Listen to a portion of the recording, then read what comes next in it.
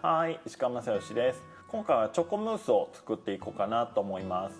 材料が少なくて簡単なレシピもあるんですけども、それだとあんまり美味しくならないので、できる限り少ない手間で美味しいものが作れるレシピ、作る人によって差の出にくい作り方をご紹介したいと思います。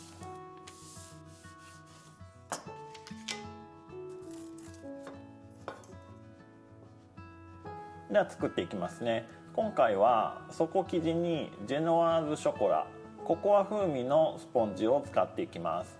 以前もやったことがあるので軽くね説明程度にしていこうかなと思います。詳しくね知りたい方は概要欄に以前の動画のリンクを貼っておきますので、是非参考にしてください。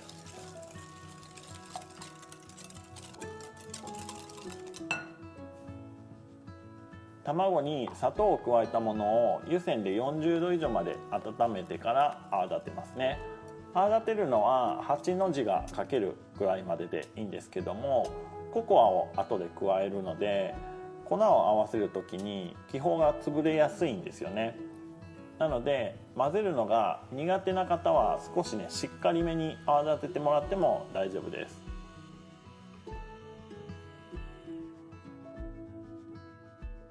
粉を3回に分けて加えて全ての粉が見えなくなったら20回ほどさらに混ぜます。これで粉のダマを完全に混ぜてあげてから熱々に熱したバターと牛乳を加えていきます。ここでの混ぜ方に一番気をつけて、激しく混ぜないでできるだけ少ない手数で液体が見えなくなるまで混ぜていきます。生地ができたら型に流し込んで170度で10分、160度で20分、計30分焼いていきます。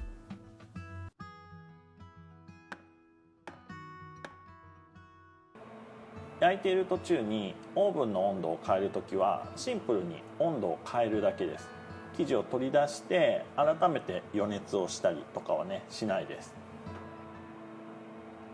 で焼き上がったら少し高いところから落として生地中にある熱い空気を外に逃がしてあげてから型から外します。常温まで冷めたらビニールなどに包んで冷蔵庫に保管しておきます。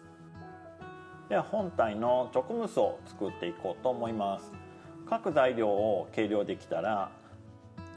チョコレートをね湯煎などで加熱して全体を溶かしてあったかいところに置いておきます。でゼラチンは水でふやかしてから冷蔵庫で保管しておきます。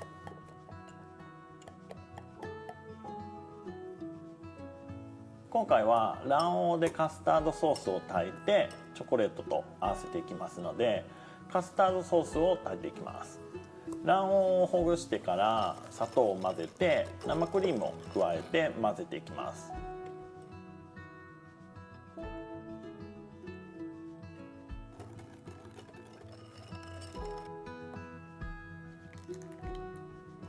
これを鍋に移して炊いていきます。液体は最終83度まで温度を上げていくんですけども、60度を超えるぐらいからね卵黄が固まり始めます。緩やかに火を通して液体全体にねとろみをつけていきます。急激に熱を加えると液体の中で卵がね固まってしまってザラザラになってしまうので、慣れないうちは弱火で加熱してもらって大丈夫です。で液体が動かないとそこに当たっている部分からザラザラになっていくので、絶えずねヘラをそこに当てながら混ぜていきます。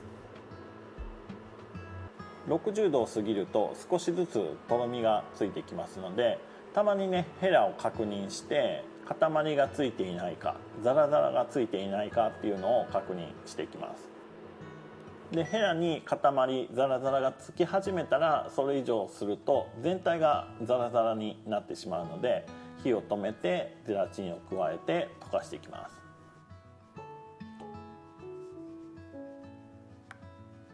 でゼラチンが溶けたらできるだけ細かい網でこしてチョコレートに加えていきます。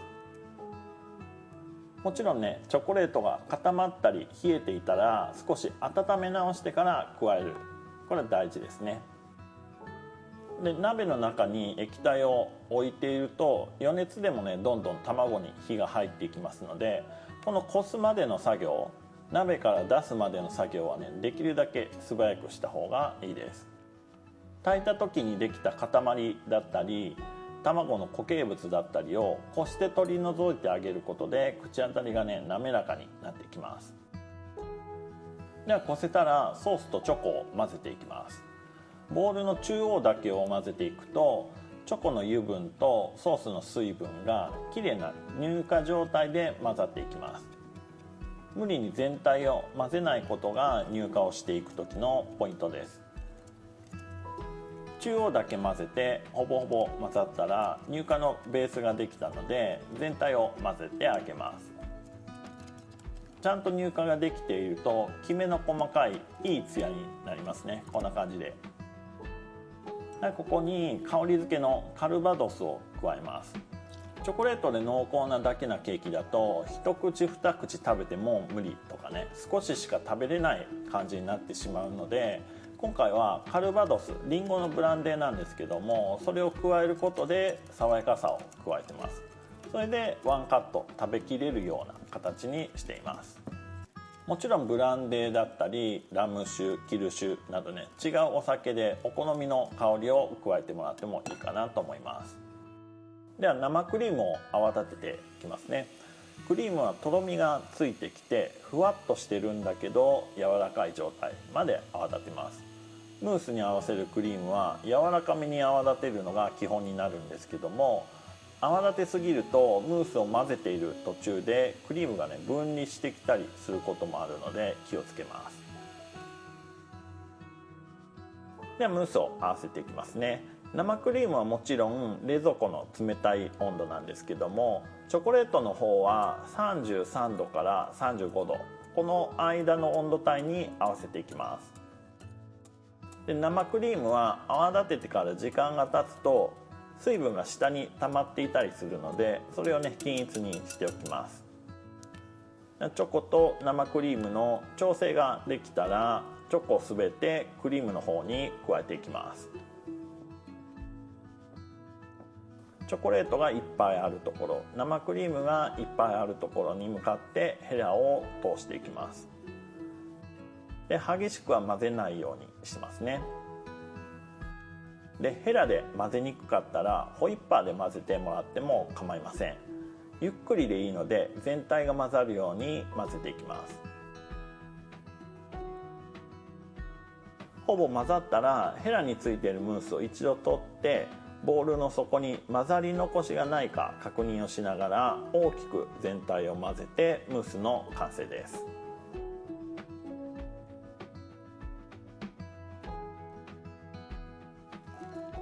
では底生地を底に敷いていきますね。スポンジ生地の底の焼き目は少し硬いので薄く切り落として5ミリ程度のスライスしたものをリングに敷いていきます。もしムースが漏れてくるのが不安でしたら底面から側面を外側からラップで覆ってもらってもいいかなと思います。で流せたら冷蔵庫で 4,5 時間冷やして完成ですね。ではお皿に移して型を外していきましょう。バーナーでもいいですしお湯で温めたタオルなんかでもいいのでリングを温めてリングに接しているムースを溶かすことで外していきます。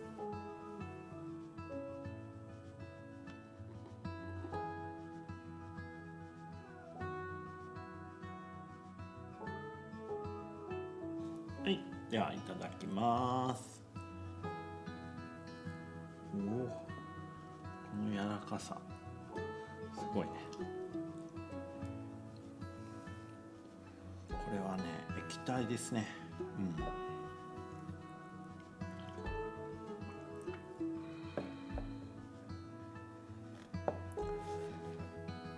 口の中に入れてからの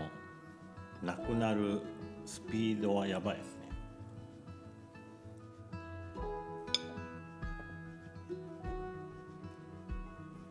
これはあれ入れようかな。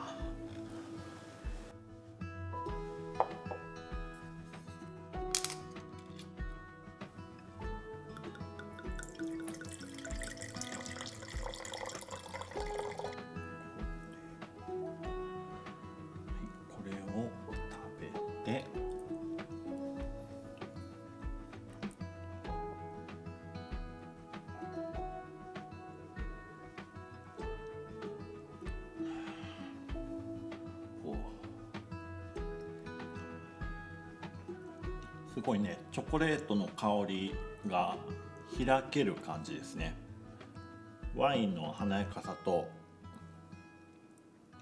チョコレートの香り、そのいい香りがね混ざり合っていい感じですね、これ。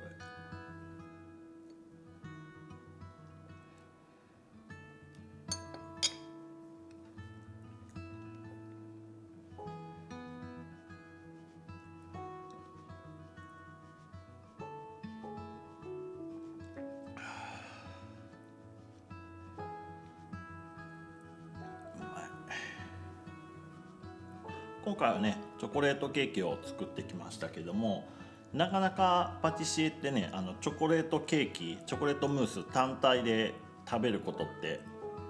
ないんですよね。何か他の部品、違うムースとかを組み合わせたり、生地でもねかなり複雑なチョコムースでも 2種類の生地を入れ込んだりとかするんで、とてもねシンプルなチョコムースっていうのはね久しぶりに食べたんですけど、これはねなかなか戦えるチョコムースかなと思いますね。結構簡単な割にはレベル高いかなと思いますんで、是非作ってみてください。ではまた次の動画でお会いしましょう。石川正義でした。バイバーイ。